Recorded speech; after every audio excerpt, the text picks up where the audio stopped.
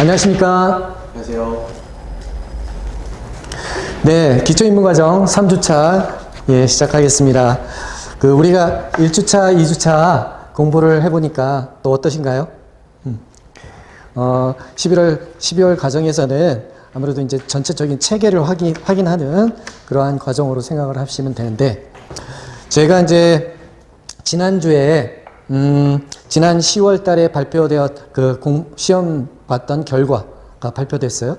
결과 내용을 보고 나서 조금 공부의 강도는 좀 더 신경 써야 되겠다, 이런 생각을 많이 가졌습니다. 일단은 우리 1차 통과를 한 1차 합격 거의 한 48,000명, 5만 명 가깝게 48,000명 이렇게 됐어요. 그럼 이게 비율로는 얼마냐? 15% 정도 수준이었어요. 15% 응시 기준, 응시자 수 기준으로 해서 15%. 응시자 자체가 좀 올해 줄어들기도 했지만 이 15% 자체도 많이 줄었어요. 예전 같은 경우는 20에서 30% 사이였는데 15% 이렇게 준 이유가 뭘까요? 어려워. 일단 난이도가 많이 올라갔느냐 하는 거에 대해서 고민을 좀 해봤는데, 물론 우리가 이제 지난 10년 16회에서부터 시작해서 우리가 지금 20년이죠. 35회차였으니까 난이도는 계속 매년 조금씩은 올라가요. 그렇지만 지난 34회에 비해서 과연 이 정도까지 차이가 날 정도로 난이도가 높았느냐, 그거에 대해서는 많은 강사분들이 다들 그렇게는 보고 있지는 않은 것 같은 거예요. 그 얘기는 어떻게 보면은 공부를 좀 편하게 하고 있다. 좀 고생을 하더라도 좀 더 확실하게 하고 좀 더 이해를 확실하게 이해한 바탕을 통해서 응용할 줄 알아야 되는데, 너무 기출지문 시험에 나올 것만 딱 집어서 그것만 집착한 것이 아니냐 하는 생각을 많이 갖고 있고요. 그래서 일단은 우리가 이제 급하지는 않지만 11월, 12월 동안에 우리는 기초를 통해서 또 그 다음에 기초에 대해서 확실하게 자리를 잡고 1, 2월에는 반복하고 또 기출문제까지 해서 기본 이해를 완전하게 만들어야 된다. 근데 이것만 해서는 안 된다. 왜? 난이도는 계속 좀 올라가니까 응용할 줄 아는 정도까지 돼야 되니까 계속적으로 좀 더 열심히 하셔야 된다. 그냥 쉽게 해서는 합격하기가 쉽지 않다, 그런 얘기입니다. 그래서 제가 지난 주까지 말씀드렸던 것 중에 우리 카페에 들어가시면 데일리 퀴즈 매일매일 하게 되죠? 네, 매일매일 좀 봐주시고, 그 다음에 제가 요번에 새롭게 자료를 좀 만들었어요. 여러분 좀 더 공부를 좀 하셔야 되겠다 하는 차원에서 여기 카페를 봐주시면, 이게 우리 기초과정이잖아요. 눌러서 들어가면 여기 복습 차원에서 1, 2주차 끝나고 나서 테마별 핵심 정리 해가지고 새로운 자료를 좀 올려드렸어요. 이걸 한번 볼까요? 네. 그러면 이 자료는 뭐냐? 데일리 퀴즈에 올라가 있고, 우리가 1, 2주차 공부한 거 핵심 노트에 다 올라가 있는 자료죠. 그것들을 좀 더 이렇게 표로 만들어서 직접 빈칸을 채워 하면서 공부할 수 있도록, 복습할 수 있도록. 네. 이 개념은 확실하게 익히셔서 앞으로 그냥 줄줄이 나올 수 있도록 반복을 좀 해주셔야 돼요. 자, 우리가 여기 중요한 테마 1주차에는 어떤 거였어요? 부동산 총론 파트에서 복합 개념의 부동산, 경기, 법률적 의미의 개념의 부동산, 경제적 의미의 개념의 부동산, 기술적, 물리적 개념의 부동산. 그 파트죠. 테마 1. 테마 2는 뭐예요? 그 중에서 우리는 법률적 개념 중 민법에 따르면 어떻게 나와 있어요? 토지 및 그 정착물이 부동산이다. 그거 부동산을 제외한 나머지가 동산이다라는 거죠. 그래서 우리가 토지 및 그 정착물인데 정착물은 종속 정착물과 독립 정착물로 나눠집니다. 종속 정착물에는 뭐에 대해서 종속인가요? 토지. 토지에 부착되어 있지만 토지의 일부로 간주되는 정착물. 토지에 부착되어 있지만 건물 혹은 등기된 인목, 명인 방법 갖춘 수목, 타인 토지에서 제거되고 있는 농작물들은 토지에 부착되어 있지만 그것은 별개의 정착물, 독립 정착물로 분류가 되는 것이죠. 그래서 정착물의 개념에 대해서 공부를 하셨고, 그 다음에 협의의 부동산과 준부동산 합쳐서 광의의 부동산. 준부동산은 우리 민법 외에 다른 다른 개별 법률에 따라서 등기를 하거나 등록을 갖추면 부동산으로 인정되는 것들이 있었다. 그것들은 예를 들어 자동차, 20톤 이상의 선박, 항공기, 건설기계, 공장재단, 광업재단, 업권, 임목 이런 것들이었죠. 이런 것들은 어떤 거는 등기를 함으로써 어떤 거는 등록을 함으로써 준부동산이 되는 것이죠. 그래서 지난 35회 시험에는 자동차인 경우는 등기, 선박에도 등기, 임목 여러 수목의 집단인 경우에 등기가 가능한 등기를 구분할 줄 아는 문제가 나왔습니다. 그 다음에 중요했던 거 어떤 건가요? 토지의 분류. 토지는 다양하게 이름을 가지고 있으니까 그 토지에 대해서 쭉 세세하게 분류를 해봤는데 그 중에 첫 번째 공간정보 구축 및 관리에 관한 법률에 따르면 토지를 어떻게 분류를 하고 있다? 용도에 따라 28개 지목으로 나눠지고 있어서 대표적인 게 전답과 이런 거죠. 예. 목은 뭘까요? 목장용지. 대는 주거용이나 사업용 건물을 지을 수 있는 토지를 말하는 것이죠. 그 다음에 국토 계획 및 이용에 관한 법률에서는 우리 토지를 또 어떻게 구분을 하고 있어요?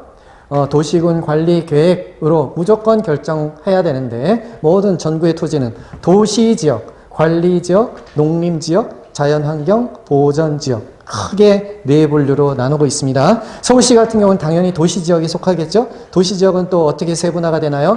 주거지역, 상업지역, 공업지역, 그 다음에 녹지지역으로 나눠지고 있습니다.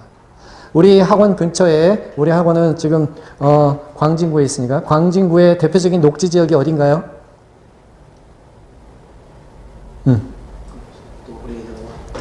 어린이대공원도 있고, 그 다음에 이제 광진구 옆에 성동구 가면 또 뭐가 있나요? 거기 성수동에 그 서울의 숲, 이런 게 다 대표적으로 녹지지역입니다. 그 다음에 주거지역은 또 어떻게 나눠지나요? 또 세분화가 되는데 전용 주거지역, 일반 주거지역, 그 다음에 준주거지역으로 나눠집니다. 전용은 또 1종 전용, 2종 전용, 일반은 1종 일반, 2종 일반, 3종 일반 분류가 되고 있습니다. 네, 그 외에 이제 우리가 활동 종류에 따라서 이제 그 토지를 분류를 다양하게 했죠. 네, 그래서 그 토지의 분류에는 우리가 열심히 공부를 하셔야 되고 매년 시험에 나오니까 네, 확인을 하셔야 됩니다. 그 다음에 또 공부했던 건 주택의 분류였습니다. 주택, 대표적으로 주택은 크게 어떻게 나눠지나요? 건축법상 단독주택과 공동주택으로 나눠집니다. 단독주택과 공동주택의 가장 큰 차이는 뭔가요? 물론 규모에 있어서도 차이가 있고 하지만 가장 중요한 거는 그런 거죠. 개별 소유권이 인정되는 것이 단독주택이고요. 그 다음에 여러 세대가 있지만 구분 소유권. 이 단독주택은 소유권이 몇 개라는 거예요? 하나죠. 그렇지만 구분 소유권은 한 동 건물 내에 각 세대별이라든지 가구별로 다 나눠줄 수 있는 소유권이 인정이 된다. 단독주택에는 뭐가 있다고요? 딴따다공, 단독주택, 그야말로 뭐 그림 같은 집을 짓고 하는 마당이 있는 1층 단층짜리 주택, 뭐 이런 거 생각하면 되겠죠. 단독주택, 그 다음에 다중생활주택이 아니라 다중주택, 그 다음에 다가구주택, 그 다음에 고위공무원들 거주하는 공관. 그래서 시험에는 다중주택, 다가구가 많이 나오죠. 네. 이 다중주택, 다가구는 항상 3계층 이하여야 됩니다. 3계층이라는 것은 어떤 뜻인가요? 필로티 구조. 여기 밑에는 기둥만이 있고, 위에 또 이렇게 주거지가 있다. 1계층, 2계층, 3계층. 이렇게 표시가 되는 거죠. 위치는 4층에 있지만, 주거로 쓰이는 계층 수가 몇 개다? 3계층. 3계층 이하의 경우 해당한다. 그 다음에 그 사이즈는 어떻게 돼요? 바닥 면적 합계가 660제곱미터 이하여야 하고요. 그럼 이 바닥 면적이란 건 여기 1계층, 2층, 3층 있던 거 다 바닥을 합쳤다는 얘기인 거죠? 네.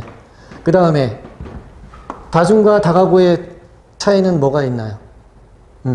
여기는 다중주택은 학교 앞에, 주로 대학교 앞에 있는 그 학생들을 위해서 원룸식으로 이루어진 주택을 말하는 거죠. 이 안에는 독립된 주거 형태가 있느냐 없느냐 차이인데, 독립된 주거 형태라는 거는 그 안에 취사시설이 있느냐 없느냐 하는 얘기예요. 그러니까 여기에 우리 거기서 밥 지어 먹고 뭐 요리할 수 있다 그러면 다가구, 그거 안 돼 있다 그러면 다중주택이라고 보는 것이죠. 다가구는 또 여기에 19세대가 이하여야 한다는 그 요건도 들어갑니다. 자, 그 다음에 공동주택은 어떻게 나눠지나요? 아파트, 연립, 아연, 다세, 기. 아파트, 연립, 다세대, 기숙사. 네. 아파트는 어떤 게 아파트인가요? 아파트는 무조건 5계층 이상이면, 사람이 거주하는 층수가 5층 이상이면 무조건 아파트입니다. 넓이에 상관없이 아파트. 연립은 어떻게 되나요? 연립과 다세대는 다 4계층 이하인데, 연립은 660제곱미터 초과. 그럼 다세대는 660제곱미터 이하인 경우에 해당한다 하는 거죠. 만약에 이게 3계층이면 어떻게 되는 거예요? 위로 가는 거죠. 다세대가 아니라 다가구가 되겠다라는 겁니다. 기숙사는 거기 학교라든지 공장이라든지 이런 데 근로자들을 위해서 숙소인데, 여기에서는 거주하고 있는 사람 50% 이상이, 과반수 50% 이상이 공동 취사시설을 이용을 하는 그러한 공동주택을 기숙사라고 하는 것이죠. 그래서 주택의 분류, 이번에도 다세대 주택에 대해서 시험이 나왔었고요. 토지의 자연적 특성 너무 중요하다. 자연적 특성 어떤 것이 있다? 영계인. 부동성, 부증성, 영속성, 개별성, 인접성까지. 그래서 각 해당하는 특징들을 이렇게 짤막짤막한 단어가 있는데, 그거와 그 성격을 잘 매칭시킬 수 있는, 어떤 성격과 어떤 특성을 얘기하는 것인지를, 그걸 매칭시키는 것이 매년 시험에 나오니까 이것도 올해 꼭 나왔었던 거고요. 그 다음에 토지의 인문학적 특성 보면은 어떤 것이 있나요? 부부 연계인은 자연적 특성이고, 인문학적 특성에서는 뭐가 있었어요? 용도의 다양성, 또 분할 합병, 그렇게 해서 토지의 가치가 더 증진될 수도 있다. 분할 합병의 가능성. 그 다음에 인문학적, 사회적 위치가 계속 변한다. 위치의 가변성. 세 가지가 인문적 특성이죠. 이번에는 용도의 다양성에 대해서 지난 10월 달에 시험이 나왔었고요. 용도의 다양성이라는 건 뭐예요? 토지가 갖고 있는 물리적으로 토지는 증가할 수 있다, 없다? 없다. 왜? 부증성 때문에 물리적으로 토지는 증가할 수 없다. 그러면 서울시는 더 이상 집 지을 데가 없나요? 어떻게 해야 되나요? 용도를 전환시킬 수 있다. 어떻게? 야산을 깎고, 그 다음에 매립을 하거나, 농지를 개간하거나, 용도를 전환하거나, 이런 거죠. 다 그래서 용도를 전환을 통해서, 그 용도를 전환을 통해서 대지를 만들 수 있는데, 그러한 것들을 경제적 공급이라고 표현을 한다. 물리적 공급은 불가능하지만 뭐는 가능하다? 용도의 다양성에 의해서 경제적 공급은 가능하다 하는 것이 예, 지난 35회도 기출 문제였고요. 네. 토지 소유권은 어디에 미친다? 정당한 이익이 있는 범위 내에서만 미치게 되는데 지표, 그 다음에 공중, 지하에도 미치죠. 그렇다고 해서 공중의 모든 권리가 다 미치는 것은 아니죠. 예를 들어 항공권, 통신권은 개별 소유권이 미친다, 안 미친다? 미치지 않는다. 소유권이 인정되지 않는다. 그렇지만 일조권, 조망권, 용적률 이런 것들은 개별 소유권 하에서 인정이 되는 것들인 거죠. 그 다음에 지표에서는 우리가 경작, 농사 지을 수도 있고, 집을 지을 수도 있고, 건축권, 용수권, 물을 끌어들일 수도 있고 하죠. 그렇지만 어때요? 지하수 봤을 때 지하수 그 우물 팔고 뭐 수도 지하수 끌어들이는 거 쓸 수 있죠. 그거는 인정. 그 다음에 한계신도 이내 지하 공간, 일정 지하 공간도 인정. 그렇지만 미채굴 광물에 대한 소유권이 인정된다, 인정되지 않는다. 인정되지 않고요. 너무 깊은 곳이래. 요즘 이제 우리가 그 빠른 교통수단 GTX가 있어요. GTX 이제 1차 개통을 했죠. 동탄에서 삼성동까지. 이거는 너무 그냥 통상적인 지하철보다도 훨씬 더 깊게 지나다니는 것이기 때문에 개인 소유의 토지 지하권을 더 밑으로 가서 하기 때문에 보상할 필요 없이 빨리 공사가 이루어질 수가 있는 거죠. 네, 그래서 한계 심도를 초과한 공간에 대해서는 소유권이 인정되지 않는다 하는 것. 그 다음에 2주차, 지난주에는 우리가 부동산 경제론에서 수요 공급에 대해서 공부를 했어요. 자, 요거 넘어가기 전에 잠깐 뭐 딴 얘기지만 한번 들어보세요. 우리가 통상적으로 주택 분류를 얘기했는데 빌라라는 말을 많이 쓰죠. 주택 얘기하면서. 빌라는 뭔가요? 뭐에 대해서 빌라라고 얘기해요? 적어 보이는 그럼 우리가 뭐 단독주택도 빌라예요? 다가구도 빌라? 다중주택도 빌라? 다세대도 빌라? 연립도 빌라?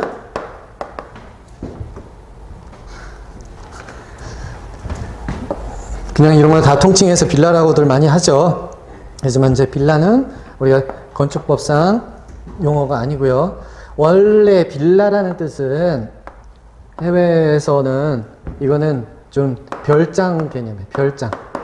응? 별장을 빌라라고 하는 거예요. 그래서 뭐 신혼여행 간다, 어디 이제 여름 휴가를 간다, 그래서 풀빌라가 있는 어디 간다, 펜션 같은 데 간다. 그런 게 이제 빌라죠, 빌라. 그래서 우리는 빌라라는 말 쓰지 말고 건축법상의 용어 정확하게 쓰시고요. 그 다음에 맨션은 뭐예요? 맨션.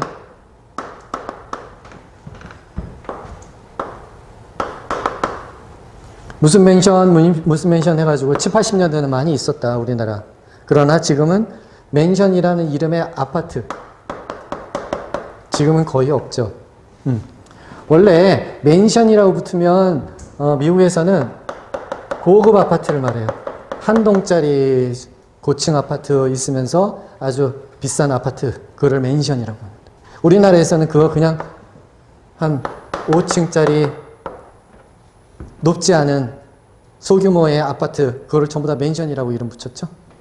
지금은 전부 다 재건축돼가지고 맨션이 거의 없습니다. 예, 실제로 이제 전부 다 재건축해서 맨션이 남아있지 않죠. 예, 그거 한번 생각해 봐 주시고. 그 다음에 우리가 경제론 들어가 보면, 여기 우리 저 주택 분류 말고, 건축법상 분류 말고, 주택법상에서도 분류되고 있는 주택이 있나요? 거기서는 준주택을 나눠주고 있어요. 준주택에는 뭐가 있나요? 기다오노, 기숙사,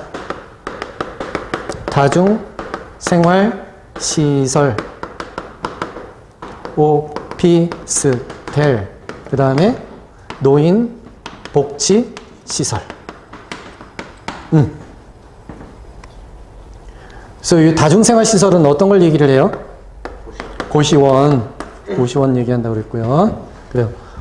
오피스텔은 지금 주거용도 있고 사무실 용도로 업무용도 있죠? 오피스텔이 그렇게 나눠져 있고. 자, 여기에 지금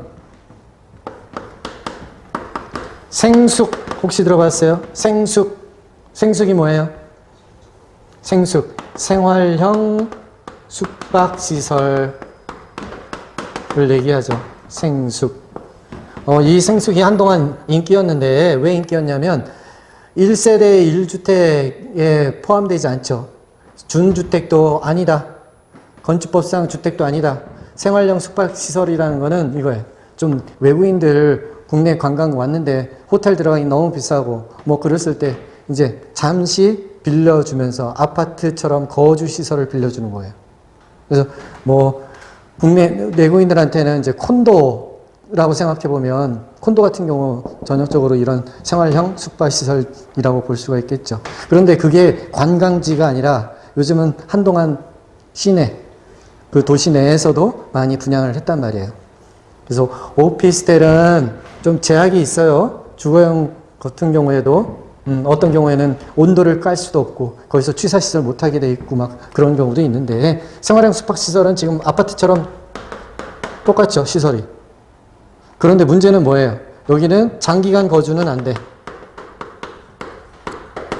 그러면 아파트랑 똑같으니까.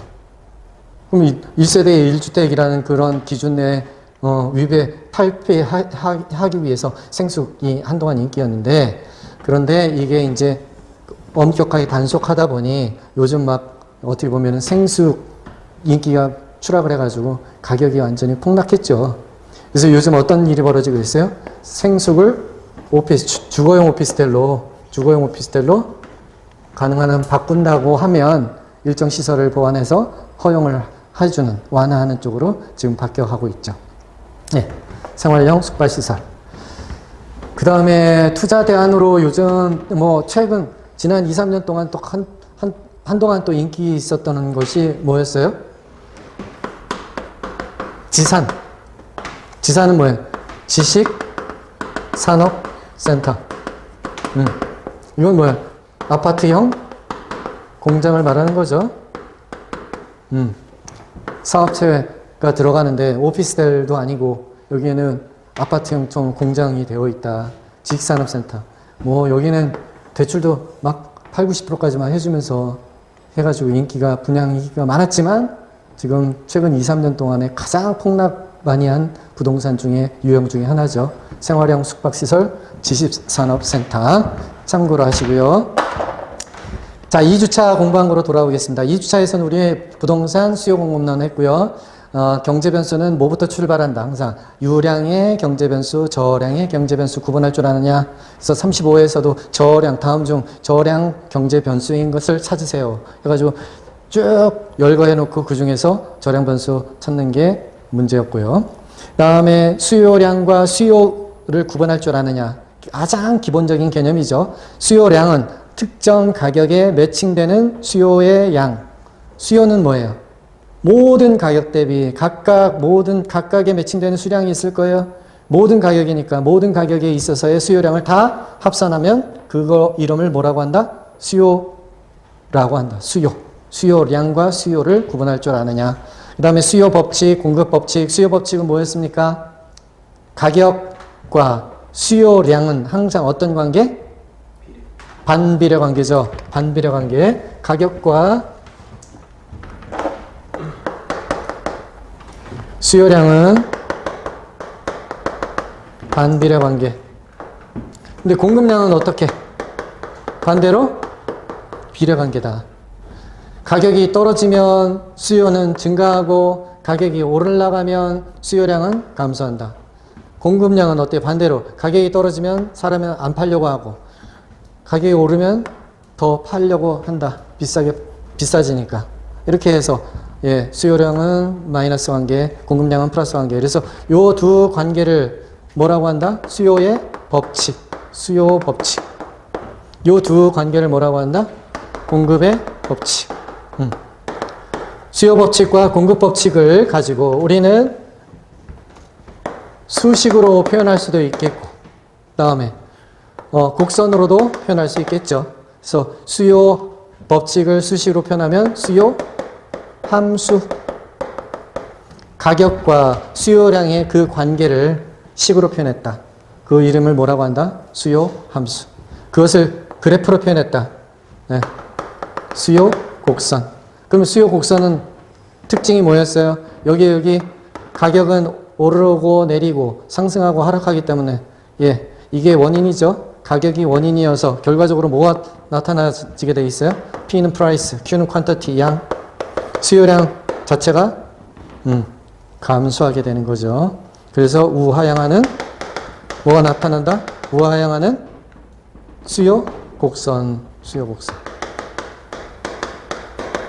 네, 수요함수 우리는 이런 거 배웠습니다. QD 이렇게 쓰면은 quantity of demand니까 수요량 표현했고요. 예를 들어 1500 빼기 2P다 그러면 P는 price. 가격이 증가하면 수요량은 감소하게 되나요? 이 식 자체가 그렇게 얘기를 하고 있죠. 가격이 100이면 수요량은 얼마예요? 가격이 100이면 수요량은 얼마다?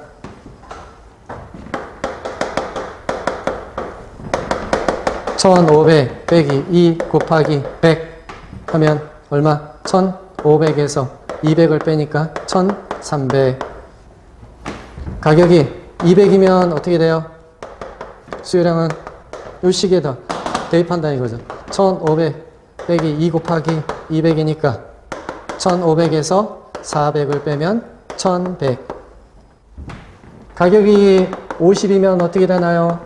수요량은 1500 빼기 2 곱하기 50은 1500에서 100을 빼는 거죠. 그러니까 1400. 자, 우리가 여기서 확인할 수 있는 건 뭐예요? 가격이 이렇게 100에서 가격이 하락했어요? 50으로 떨어졌잖아요. 그죠? 위치를 지금 우리는 이렇게 했지만 가격은 하락했더니 가격 하락하면 어떻게 된다? 양은 증가죠? 네. 가격이 여기서는 어떻게 됐어요? 가격이 올랐더니 양은 1300에서 1100으로 양은 감소하게 되는 거죠. 그래서 이 식 자체가 봤더니 이러한 수요 법칙에 잘 맞아 떨어지는 그러한 식이구나라는 것을 알 수가 있죠. 우리는 여기가 2차 함수, 3차 함수, 복잡한 식은 다 떠나서 그냥 1차 함수로만 시험에 나오고 공부도 그렇게 간단하게 공부할 거라고 그랬죠. 그리고 이 곡선 자체도 워낙은 이렇게 곡선 형태로 띄워야 되는데 시험이나 공부할 때는 그냥 단순하게 1차 함수만 생각해서 1차 함수는 항상 직선으로만 그려지게 됩니다. 네, 그런 직선의 수요 함수를 가지고 공부를 하게 된다는 것이죠. 자, 그 얘기들이 이제 수요 법칙, 공급 법칙 얘기였고, 그 다음에 수요량의 변화와 수요의 변화는 너무너무 중요하다. 그게 가장 중요했죠. 수요 공급 관련해서는 일단 수요량이 변한다는 것은 무슨 의미였어요? 뭐 때문에 변하는 거예요? 수요량의 변화는 뭐 때문에? 그 해당 재화의 뭐? 가격. 가격이 움직이게 되니까 수요량이 움직인다. 이게 원인이라고 그랬죠? 항상 수요량 변화는 결과예요. 네. 수요량이 움직여서 가격이 오르고 내리는 게 아니라고. 항상 뭐라고요? 가격 때문에 수요량이 변하고 공급량이 변하는 것이다. 그래서 우리는 이게 원인이라고 그랬어요. 가격. 그 다음에 여기 양, 결과. 그런데 그러면 수요량의 변화는 A라는 점에서 B라는 점으로 이동했다. 이거는 어떻게 표현할 수가 있어요? 자, 보세요. A라는 어떤 특정 가격 하에서의 수요량을 A점은 말하는 거죠. 그런데 가격이 이렇게 하락하자 그랬더니 양이 어떻게 됐다? 증가했다. 여기는 마이너스, 여기는 플러스.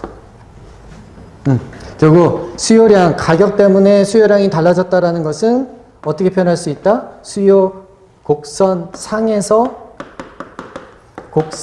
상에서의 뭐? 점의 이동.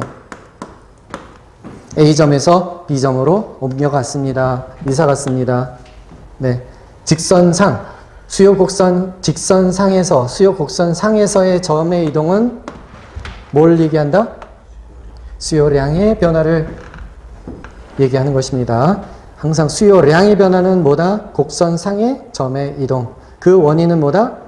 그 해당 재화의 가격 때문에. 그런데 더 중요한 거는 이제 우리는 뭘 배우는 것이다? 수요의 변화. 수요의 변화. 수요량의 변화가 아니라 수요의 변화다.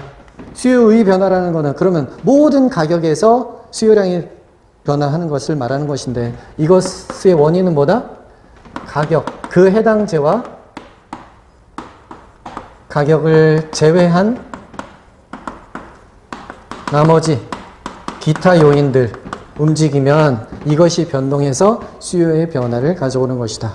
그러면 수요 함수에 수요량에 영향을 미치는 여러 요인들이 어떤 것이 있었어요? 예를 들면 가격뿐만 아니라 해당 재화 가격뿐만 아니라 그 다음에 소득도 있을 수도 있고 인구수도 있을 수도 있고 타 재화의 가격일 수도 있고 이자율일 수도 있고 정부의 규제라든지 세금 그 다음에 통화량 그 이외의 요인들은 무수히 많다. 무수히 많다. 기타 등등 기타 등등 이런 것들이 움직이니까 뭐가 움직인다? 수요량이에요? 수요예요? 수요가 변화한다. 그러면 이것을 그래프로 표현해 보세요. 네, 수요 곡선이 이렇게 있을 때 어떤 특정 가격 하에서 P5라는 어떤 특정 가격 하에서 Q5라는 수요량이 있었는데 이것이 모든 가격 하에서 다 달라졌다는 거예요. 어떻게 달라진다? 수요량이 특정 가격에서 더 많아졌다는 거죠. 더 이렇게 증가했다.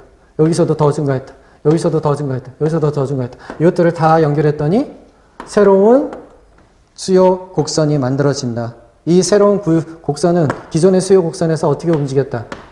왼쪽으로 오른쪽으로 움직였다. 우측으로 수요 곡선이 이동됐다. 이것을 우리는 수요가 증가한 것을 표현한 것이다. 맞나요? 네, 모든 가격대에서 다 증가했기 때문에 수요량이 증가했기 때문에 수요의 증가를 얘기하는 것이다. 만약 이 기존의 수요 곡선에서 이제 왼쪽으로 새로 직선이 만들어졌다. 그렇다면 기존 수요 곡선이 왼쪽으로 움직였다. 그것을 우리는 수요의 감소인 경우 표현한 것이다 라는 거죠.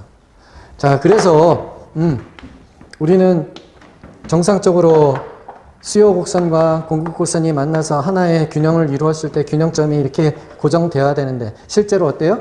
수요 곡선이 계속 움직여 왼쪽으로 움직이기도 하고 오른쪽으로 움직이기도 하고 공급 곡선 또 어때요? 오른쪽으로 움직이기도 하고 왼쪽으로 움직이기도 하고 그러다 보니까 만나는 점들이 수없이 계속 달라지는 거죠. 시장의 가격이 계속 변동되는 이유가 이런 거라는 거예요. 그럼 변동되는 이유가 뭐라고요? 수요를 변화시키는 이러한 요인들이 변했기 때문에. 또 공급에 영향을 미치는 요인들 어떤 게 있을까요? 기술 혹은 또 정부의 규제라든지 그다음에 원가, 원재료 가격, 임금, 공사에 할 때 집 지을 때 주택을 지을 때 들어가는 그 철근, 시멘트 이런 원가 가격들 이런 것들 때문에 달라지는 것이죠. 그런 것들이 변하니까 그 다음에 이런 소득, 인구수 이런 것들이 변하니까 수요 곡선, 공급 곡선이 계속 왔다 갔다 이동하게 된다. 그러면서 새로운 균형점들이 만들어지게 된다는 거죠. 새로운 균형점 하에서 새로운 균형 가격이 만들어지고 그래서 가격은 계속 변화하는 것으로 보여지는 것이죠. 네. 자, 수요량의 변화 요인은 뭐다? 해당 재화 가격. 수요의 변화 요인은 뭐다? 가격을 제외한 기타 요인. 네. 그래서 각각 기타 요인들이 수요에 구체적으로 증가 쪽으로 영향을 미치는지, 감소 쪽으로 영향을 미치는지, 공급량의 변화와 공급의 변화에서 공급량에 영향을 미치는 요인 가격밖에 없고, 공급의 변화에 영향을 미치는 것은 가격을 제외한 나머지 요인인데, 공급의 그러한 각각 요인들이 공급의 증가 요인인지 감소 요인인지를 구별할 줄 아는 것이 가장 키고, 그것은 너무너무 중요하기 때문에 시험에서도 매년 나오는 것이죠. 그래서 공급의 변화, 공급량의 변화, 각각 어떤 쪽으로 움직이는지 네, 잘 보여야 되고. 자, 그러면 조금 전에도 얘기를 했지만, 일단, 수요 곡선, 공급 곡선이 이렇게 시장에서 한 점에서 만난다. 이 한 점의 특징은 뭐예요? 어떤 특정 가격에서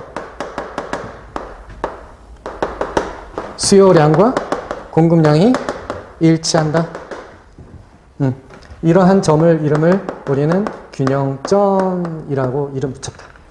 네, 균형가격, 균형수량, 균형점, 균형값.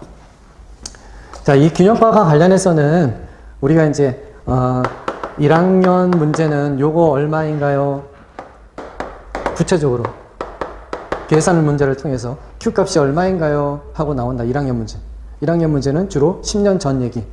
그러나 최근에는 2학년 문제 어떻게?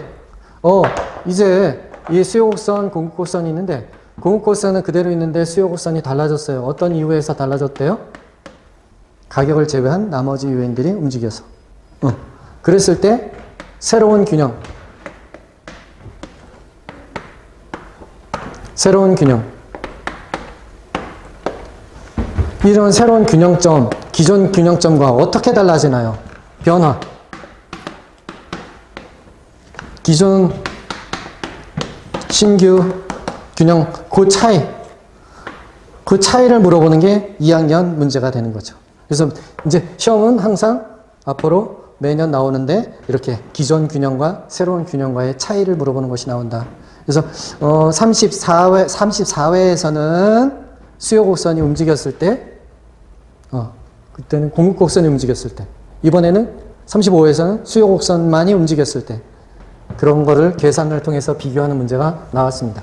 그래서 우리가 지난 시간에 기초 연산, 덧셈, 뺄셈, 곱셈, 나눗셈 거기다가 이항 정리, 분수, 소수점, 그 다음에 제곱, 세제곱, 네제곱 뭐 이런 것들 다 공부를 했죠. 그 공부를 한 이유가 균형점 계산하는 데 써먹으려고 공부를 했단 말이에요. 그래서 만약에 지금 기초 계산 연습이 안 되신 분들은 항상 우리가 부동산, 학개론, 계산문제 익힘장 28개 테마의 첫 시간 무조건 연산 기초에 대해서는 해설 강의도 있으니까 참조해서 자료와 함께 꼭 보셔야 되고요.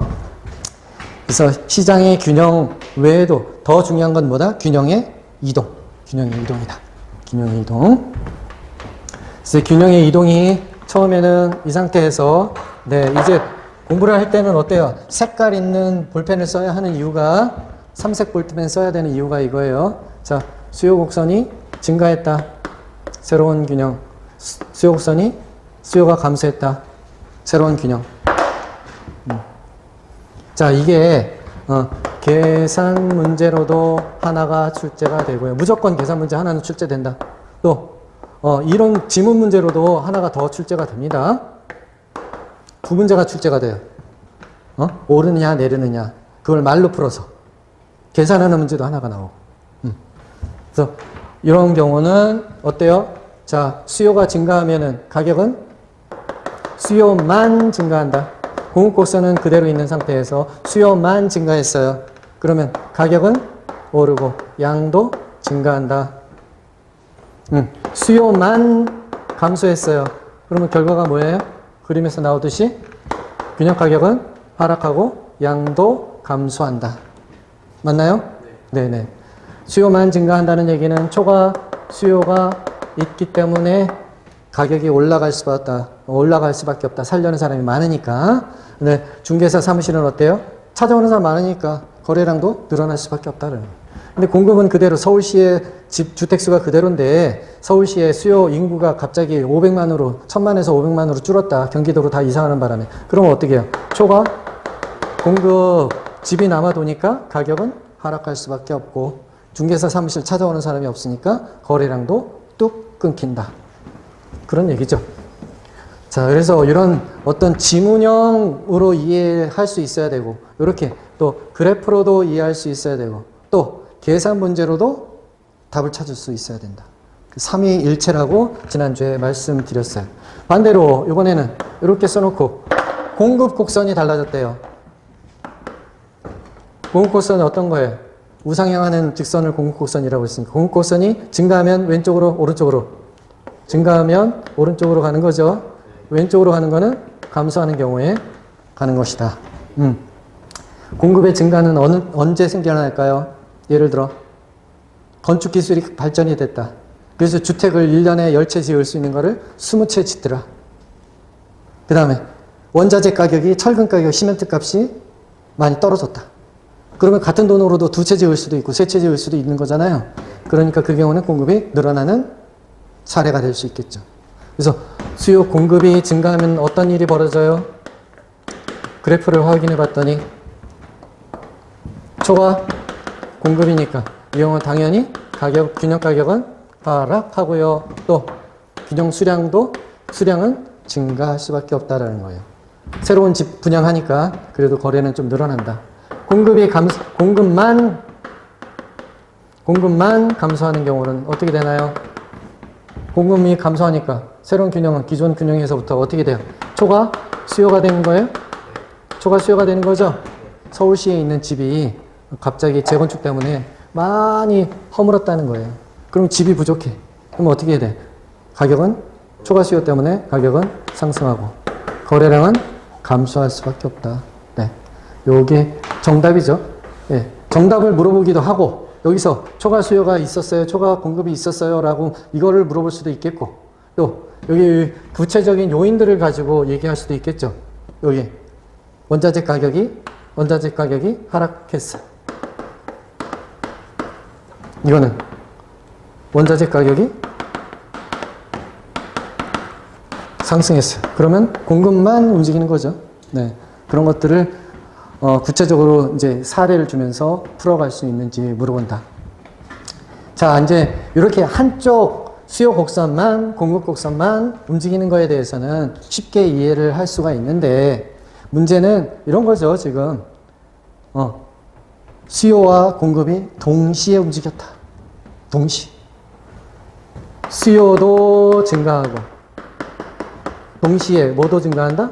공급도 증가하는 케이스도 있겠고 수요는 증가하지만 공급은 감소하는 케이스도 있겠고 그다음 수요는 감소하고 또 공급이 증가하는 경우도 있고 또 수요 감소하고 더불어 공급도 감소하는 이러한 네 가지 상황을 우리가 생각해 볼 수 있겠죠. 맞나요? 네. 이 상황에 대해서 각각 우리가 이제 영화 시나리오처럼 상황을 지문형으로 이해할 수 있어야 되고 그래서 지문형 답이 문제가 항상 나온다고 그랬어요. 이렇게 동시에 두 개가 다 동시 변했을 때 결과는 어떻게 나오느냐 하는 것은 항상 지문형 문제로 나옵니다. 계산 문제는 좀 복잡하기 때문에 계산 문제는 하나만 움직였을 때가 나오는데 지문형 문제는 항상 이렇게 동시에 움직였을 때 나온다. 자, 첫 번째 케이스. 단순히 수증, 공증 한 경우라면 무조건 둘 다 증가하니까 따를 고민할 거 없이 거래량 자체는 증가할 수밖에 없다. 중개사 사무실 찾아오는 사람 인구가 늘어나가지고 많다. 또 집도 새로 많이 만들어져가지고 주택수도 늘어났다. 그렇다면 중개사 사무실 무조건 바쁘겠죠. 그러니까 거래량은 따질 거 없이 무조건 증가한다. 이때 가격은 어떨까요? 이것만으로는 우리가 가격은 알 수 없다가 정답이다. 왜? 어떤 놈이 더 증가했는지, 어떤 놈이 덜 증가했는지, 더 혹은 덜 추가 정보가 있어야 되는데 추가 정보가 없다면 우리는 가격에 대해서는 초과 공급인지 초과 수요인지를 구분할 수 없기 때문에 방향을 알 수가 없다. 그러면 이 경우는 어떻다는 거예요? 당연히 양은 증가하죠. 두 개 다 증가하니까. 그 다음에 가격도 이때는 초과 수요, 초과 공급. 덜이라는 게 주어졌다. 초과 수요. 초과 수요니까 가격은 상승. 세 번째. 수증, 공증 두 개 다 증가하는데 이번에는 공급이 더 많이 증가했다는 거예요. 그렇다 하더라도 가격은, 양은 무조건 증가죠. 둘 다 증가하니까. 초과 공급, 초과 수요, 초과 공급이 더 많아졌으니까 이때는 가격은 하락하게 된다라는 거고. 네 번째, 수증과 공증이 일치한다면 이때는 뭐예요? 두 개 다 증가하니까 이때도 양은 증가하지만 초과 수요도 없고 초과 공급도 없으니까 가격은 어떻게 된다? 알 수 없다가 아니지. 알 수 있지. 변화 없음. 전과 동. 알 수 있는 거죠? 알 수 있는 거예요. 알 수 있는데 달라진 바가 없다 그런 뜻이지. 그래서 지금 수요 증가, 공급 증가일 경우에 이렇게 네 가지 케이스로 또 세분화할 수 있겠고, 수요 증가, 감소일 경우도 또 네 가지. 여기 수요 감소, 공급 감소 증가할 때는 네 가지. 수요 감소, 공급 감소 있어도 네 가지로 다 나눠질 수 있다. 자, 더 나가서 이제 이거를 그래프로 또 바꿀 수 있나요? 바꿀 수 있어요. 첫 번째 케이스는 이거는 뭐 할 필요 없죠. 알 수가 없으니까 두 번째 케이스를 가지고 얘기하면 수요 곡선도 증가하고 공급 곡선도 증가하는데 수요 곡선은 많이, 공급 곡선은 증가하는데 조금 증가한데, 그러면 이렇게 이 폭이 여기는 작고 여기는 폭이 많게 그리면 되는 거죠. 그래서 흰 곡선끼리 만난 흰 점, 여기 노란 곡선끼리 만난 거는 기존의 균형점. 그러면 어떻게 돼요? 결과적으로 가격은 상승, 양은 증가. 이렇게 그림을 그릴 수가 있겠죠. 그래서 우리가 지문형으로도 이해할 수 있어야 되고, 저게 잘 생각이 잘 떠올리지 않는다, 답이 잘 모르겠다 그러면 바로 그래프를 빨리 그리는 게 훨씬 더 기계적으로 답을 찾기가 쉽다. 자, 여기 세 번째 거 해볼까요? 또 이렇게 써놓고, 자, 공급 곡선이 증가가 수요 곡선 증가폭보다 훨씬 더 큰 거죠. 그럼 공급 곡선 어떤 거? 이게 많고, 수요 곡선 오른쪽으로 가니까 새로운 균형점 여기, 기존의 균형점 여기. 가격은 어떻게 됐어요? 하락했어요. 양은 증가했어요. 맞죠? 이렇게 그래프를 다 그릴 수 있어야 되고, 지난주에 제가 다 해보시라 숙제를 드렸었지요. 그래서 그것이 다 이 자료에도 가로 채워넣기 해서 정답을 다 듣고, 여기 옆에다가 여러분들이 그래프를 다 그려봐야 돼요. 일일이 하나씩 꼭 해보셔야 됩니다. 그래서 지금까지 첫 시간에는 1주차 우리가 공부했던 거고요. 여기 밑에 아래 정답을 채워넣어서 또 자료를 올려놨으니까 정답 확인은 밑에 있는 자료를 보시면 되겠어요. 잠깐 쉬셨다가 이제 2교시에서는 3주차 정상적인 진도를 나가도록 하겠습니다. 잠깐 쉬셨다가 뵙겠습니다.